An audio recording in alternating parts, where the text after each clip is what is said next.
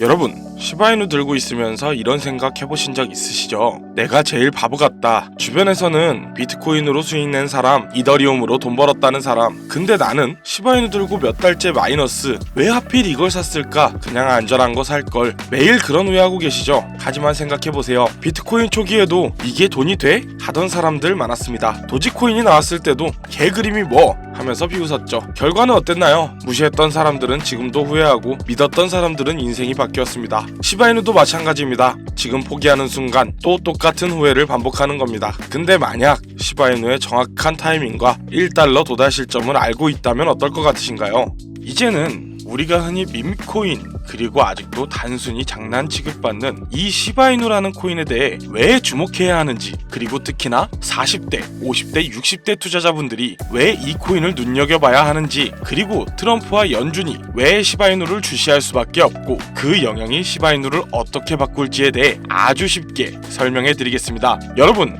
현재 사회 살아가시기 어떤가요? 은행 이자는 3%, 부동산 금리의 압박, 물가는 연평균 2에서 7%가량 상승하고 성장이 더뎌지는 고물가, 저성장 시대에 살고 있습니다. 현재는 우량주로 취급받는 삼성전자도 놓쳤고 애플도 놓치고 닷컴 버블도 놓쳤습니다. 그럼 도지나 시바이누의 급등 시기에는 어떠셨나요? 많이들 놓쳤고 많이들 슬퍼하셨습니다. 그래서 우리는 늘 새로운 기회를 찾았고 바로 지금 시바이누가 어떤 기술적 정량적 지표에 의해 왜 반등 가능성이 있는지, 그리고 트럼프와 연준이 왜 관심을 가질 수밖에 없고 그 관심이 어떤 효과를 가져올지 얘기해 보도록 하겠습니다. 우선 시바이누의 최근 동향부터 파악을 한번 해봐야겠죠. 과거 폭등 그리고 밈코인 시총 2위라는 위상과는 다르게 최근에는 부진한 흐름을 이어가고 있습니다. 하지만 그럼에도 꾸준히 호재는 계속해서 들려왔는데요. 소각 메커니즘이 폭발적으로 강화되어 하루 24시간 동안에 약 3천만 개의 토큰이 소각되었다는 보도도 나왔고 이 수치는 전일 대비 약 8만 8천% 이상 급증했다는 내용이었습니다. 또 생태계 핵심인 시바리움의 거래량은 꾸준히 증가 중이고 중앙화 거래소에 보관된 시바이누 물량은 최근 4년 내 최저치에 근접했다는 보고도 있습니다. 이 내용이 왜 호재라는 거고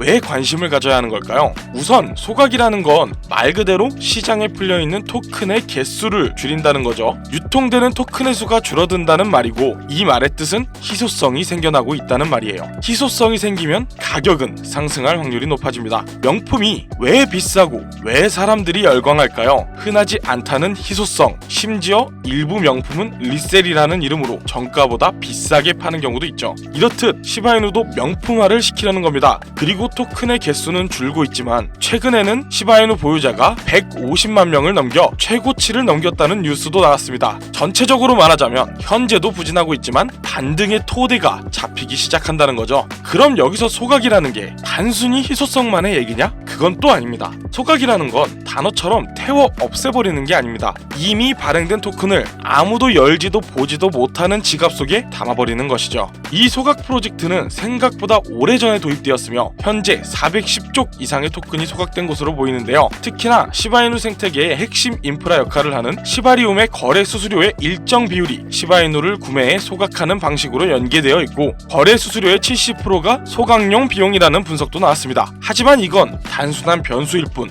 무조건적으로 가격이 오른다는 보장은 없습니다. 수요 공급 외에도 기술적 측면의 상승 가능성이 있는데 현재 핵심 지지선을 형성하고 있는 구간입니다. 이러한 전망은 공급 축소, 생태계 활성화, 기술적 구조가 맞물릴 시 가능하다는 가정을 기반으로 해 왜 트럼프와 연준이 시바이누에 관심을 가질 수밖에 없는지 조금 더 넓은 시야에서 경제 정치, 금융 매크로 관점에서 연결해 보도록 하겠습니다. 트럼프 대통령과 트럼프 계열 정치권은 아무래도 대중과 대중문화, 소셜미디어 기반 움직임을 굉장히 잘 활용하는데요. 특히나 커뮤니티의 힘이 기반인 시바이누와 같은 밈코인의 특성과 굉장히 비슷하죠. 따라서 대중의 관심 미디어에 조명을 받기 쉬운데요. 또한 트럼프는 기성금융권과 핵심 금융 구도의 상징이기도 합니다. 시바이누 같은 코인이 기존 금융권의 틀을 흔드는 변수가 될 수 있다는 점이 정치적 메시지와 결합이 될 수도 있죠. 예를 들어 만약 트럼프가 암호화폐를 미국인들의 새로운 자산 독립 수단으로 포지셔닝한다면 시바이누처럼 공급은 많지만 반대로 소각과 신생 네트워크 활성화로 재점화되는 코인이 아주 좋은 사례가 될 수도 있다는 얘긴 거예요. 연준은 기본적으로 통화 정책을 담당하고 있고 특히나 금리 유동성, 인플레이션을 관리합니다. 우리 세대가 겪는 저금리 고물가 성장 부진이 바로 이 연준의 정책 대상이라는 거예요. 암호화폐 시장 전체가 달러 주도 금융체계 외의 자산으로 여겨지는데 시바이누도 그중 하나인 거죠.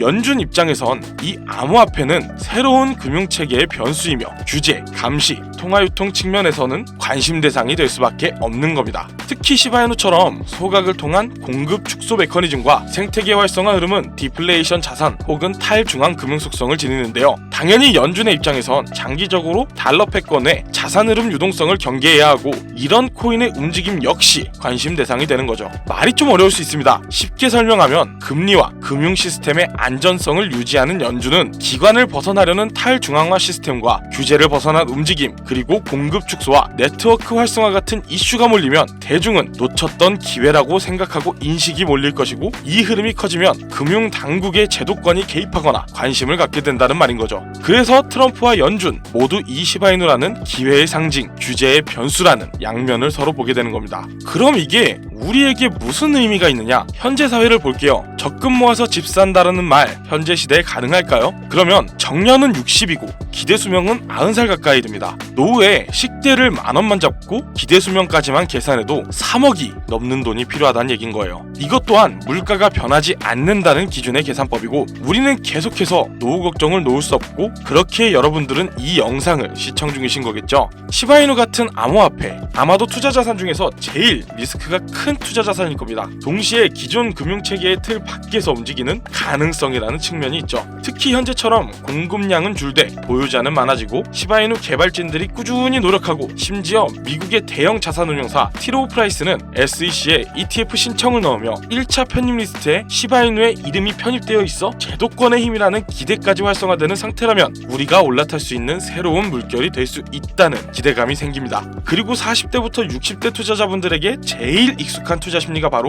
희소성이죠. 금이나 부동산이 희소성으로 인해 가치가 상승하고 그것에 투자하는 방식이 굉장히 익숙하실 겁니다. 그리고 시바이누의 소각 메커니즘은 이 희소성을 근간으로 두고 있습니다. 강남의 아파트 공급이 제한된다면 가격이 자연스레 상승하는 것과 같은 겁니다. 여러분들이 투자를 할 때 가장 중요한 것은 장기 모멘텀 그리고 리스크 대비 보상이죠. 진부한 말이지만 시바이누는 하이리스크 하이리턴의 자산들과는 다릅니다. 시바이누는 현재 생태계 안에서 공급 축소, 네트워크 활성화, 거래소 보유량 감소, 거기에 ETF 편입 기대감으로 제도권의 힘을 받는 기대감까지 이 모든 것이 맞물릴 경우 단기 반등뿐 아닌 중장기적으로 흐름이 전환될 수 있다는 얘긴 거예요. 트럼프는 계속해서 친암호화폐 정책과 금융체계의 개편을 말합니다. 시바이누처럼 대중 참여형 코인은 이런 메시지와 연계되기가 쉽죠. 그리고 연준은 금리나 유동성의 확대, 인플레이션 대응 방안 등을 발표하고 그때마다 코인 시장 전체가 반응을 하고 있습니다. 또한 연준이 암호화폐 반대쪽의 자리에서 서서히 중립으로 그리고 찬성의 자리로 넘어오고 있습니다. 통화 정책의 달러 지수, 인플레이션 수치, 금융 안정성 보고서 등을 예의주시할 필요가 있습니다. 마치 우리가 부동산 투자를 할 때 한국은행 기준금리 발표를 예의주시하는 것과 같은 맥락으로 말이죠. 물론 현재 시바이누 횡보하고 하락도 했습니다. 하지만 꾸준히 상승 중인 소각, 생태계의 활성화, 거기에 보유량 증가 및 ETF로 인한 제도권의 힘까지 계속된 호재가 꾸준히 발생 중이고 소각이라는 희소성 부각, ETF라는 제도권의 힘은 투자 논리에서 매우 중요한 내용이라는 사실 모두가 알고 계실 겁니다.